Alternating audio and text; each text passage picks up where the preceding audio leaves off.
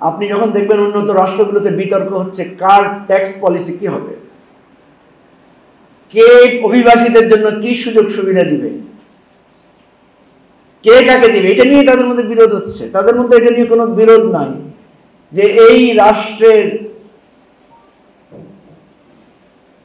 কে কোন ধর্মের, কার কি বিশ্বাস অবিশ্বাস, কে ভারতের দালাল, কে পাকিস্তানের দালাল, এটা নিয়ে তাদের মধ্যে কোনো বিরোধ আছে শুনেছেন কোথাও? নাই। তাদের মধ্যে বিরোধ হচ্ছে রাষ্ট্রের পলিসি নিয়ে। তো যেটা জানতে চেয়েছিলেন কেমন বাংলাদেশ দেখতে চাই, আমরা চাই এই শিফটিংটা চাই।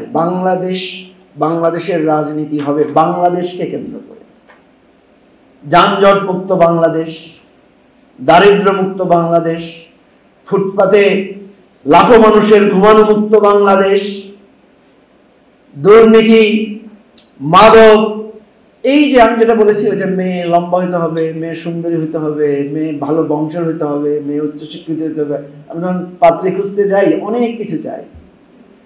আমরা সেরকম একটা বাংলাদেশ চাই। আসলে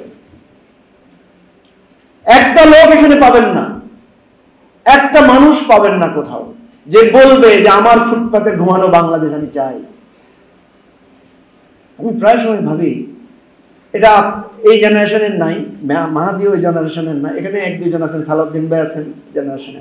আমাদের জেনারেশনে আমরা যখন ছোট ছিলাম তখন আমাদের স্যানিটারি টয়লেট ছিল না বেশিরভাগই, এবং টয়লেটগুলো ছিল বাড়ি থেকে বাসা থেকে অনেক দূরে, এইভাবে অ্যাটাচড টয়লেট সিস্টেম ছিল না। গ্রামের লোকেরা বলতো যে ঘরের ভিতরে টয়লেট থাকলে তো ঘরে দুর্গন্ধযুক্ত হয়ে যাবে, অপবিত্র হয়ে যাবে, এই ধরনের একটা ধারণা ছিল।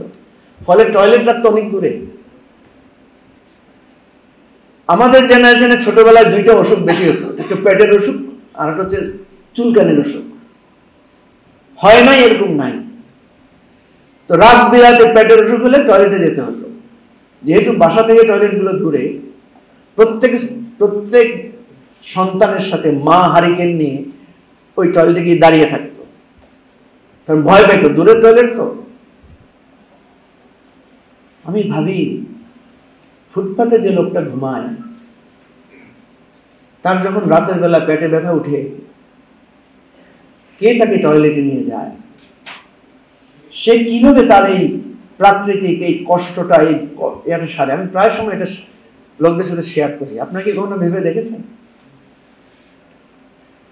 আপনার জীবনে বহুবার এরকম ঘটনা ঘটেছে, রাতের বেলা আপনার সিরিয়াস হেডেক, মাকে বলেছেন, বাবাকে বলেছেন, ভাইকে বলেছেন, আপনার মাথায় জল পড়তে দিয়েছে, আপনাকে ওষুধ এনে দিয়েছে।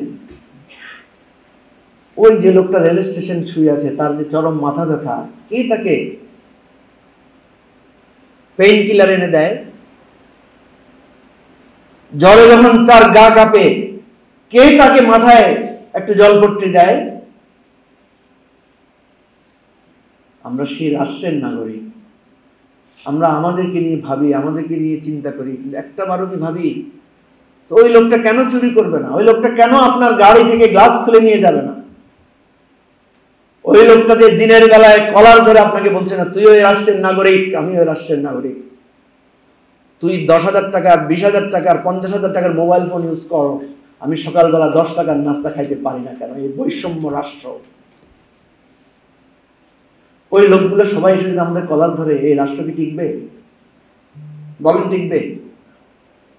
লোকগুলো একদিন হঠাৎ করে এসে যদি গুলশানের বাড়িগুলো আক্রমণ করে বলে যে তোমরা গুলশানে থাকবা আর আমরা ফুটপাতে ঘুমাবো, এটা হইতে পারে না। একটা গুলশানের বিল্ডিং অস্ত থাকবে।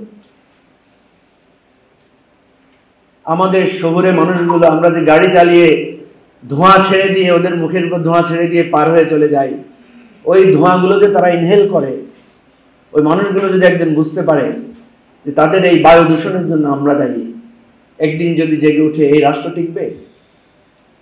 থাকবে না এই রাষ্ট্র, কারণ ইমব্যালেন্স হয়ে যাচ্ছে। আপনারা যারা মধ্যবিত্ত শ্রেণীর লোক, তারা দেখবেন রাস্তা দিয়ে কোনো একটা ট্রাফিক সিগন্যালে যখন আপনি দাঁড়াবেন, আপনার দরজায় কিছুক্ষণ পরপরই টক টক শব্দ শুনতে পান না? একটা খাবারের দোকানে ঢুকে বের হওয়ার সময় দেখবেন একটা লোক হাত পেতে আছে। খুব কম জায়গায় দেখবেন ভিক্ষুক নেন, সুতরাং এই রাষ্ট্রকে যদি না বদলাই আমরা, এক ভয়াবহ বিপ্লব সামনে আছে, এক ভয়াবহ গণহত্যা সামনে আছে, এক ভয়াবহ ইমব্যালেন্স আছে, এখনো আমরা হয়তো টের পাচ্ছি না। পৃথিবীর তাবৎ ইতিহাস দেখেন, বিপ্লব হয়েছে সেভাবে। দুর্ভাগ্যজনকভাবে পৃথিবীর কোন বিপ্লব, বেশিরভাগ বিপ্লবে ব্যর্থ হয়েছে, বেশিরভাগ গণ অভ্যুত্থান ব্যর্থ হয়েছে। আমি সেজন্য বলি যে এবারে আমরা যে গণ অভ্যুত্থান বিপ্লবের কথা বলছি, খুব বেশি আশা, খুব বেশি স্বপ্ন আমি দেখি না। একটাই সাফল্য যে আমরা শেখ হাসিনাকে এখান থেকে তাড়াতে পেরেছি। এই বিপ্লবের, এই গণ অভ্যুত্থানের এটাই তো A+, এটাই তো GPA 5। কারণ শেখ হাসিনা এমন ভাবে জেগে বসেছিল যে আমরা ভেবেছিলাম যে তার মৃত্যু ছাড়া আমাদের মনে হয় আর মুক্তি নেই, এবং তার মৃত্যুর পরে তার জেনারেশনও সে আবার ঠিকঠাক করে ফেলেছে, তৈরিও করে ফেলেছে। ফলে একটা সময় ভাবতেছি সে মরলেও তো লাভ নাই। প্রিয় ভাই বন্ধুগণ, সেই জন্য আমি কোনো বিস্তারিত আলোচনায় না গিয়ে আমি বলছি যে আমরা সেরকম একটা বাংলাদেশ দেখতে চাই, সেরকম একটা বাংলাদেশ আমরা নিতে চাই। আমাদের অঙ্গীকার হচ্ছে আমরা একটা ওয়েলফেয়ার স্টেট করব বাংলাদেশে। ওয়েলফেয়ার স্টেট কি? খুব সহজে, যেখানে শিক্ষা, চিকিৎসা ফ্রি, যেখানে বাসস্থানের নিশ্চয়তা আছে, যেখানে মানুষের কর্মসংস্থানের ব্যবস্থা আছে, কেউ বেকার থাকবে না, শিক্ষাটাই তৈরি হবে তার কর্মসংস্থানের আলোকে। আমরা তো কোনো ভোট কিভাবে দিব এটাই এখন পর্যন্ত ঠিক করতে পারি না। আমার ভোট আমি দিতে পারছি না যুগের পর যুগ। ভালো পরীক্ষা দিয়েও আমি নিশ্চয়তা পাচ্ছি না আমি টিকবো কিনা। আমি যা খাচ্ছি ভেজাল খাচ্ছি, বিষ খাচ্ছি, এরকম বহু নেগেটিভ কথা আপনাদেরকে বলতে পারবো। আসেন আশা দিয়ে শেষ করি। আমরা যদি এরকম একটা সলিউশন বেসড পলিটিক্সে যেতে পারি, এই যদি অঙ্গীকার হয়, আমাদের মতাদর্শিক মতবাদ ব্যক্তি কেন্দ্রিক রাজনীতি আর নয়, রাজনীতি হবে সমস্যা সমাধানমূলক, রাজনীতি হবে অধিকার ভিত্তিক। আমরা সবাই বলবো যে আপনি কোন দল করেন, স্বাধীনতা কি করেছেন, আপনাকে 100 বার সালাম। স্বাধীনতার পিতা, বাংলাদেশের পিতা কতজন হইতে যান হাত তোলেন, সবাই রাষ্ট্রের পিতা বানাই দিব, কোনো সুবিধা নেই। আমার অধিকার চাই। আপনারা যদি 100 জন এসে বলেন আমার জাতির পিতা মানো, আমার মানতে কোনো অসুবিধা নেই।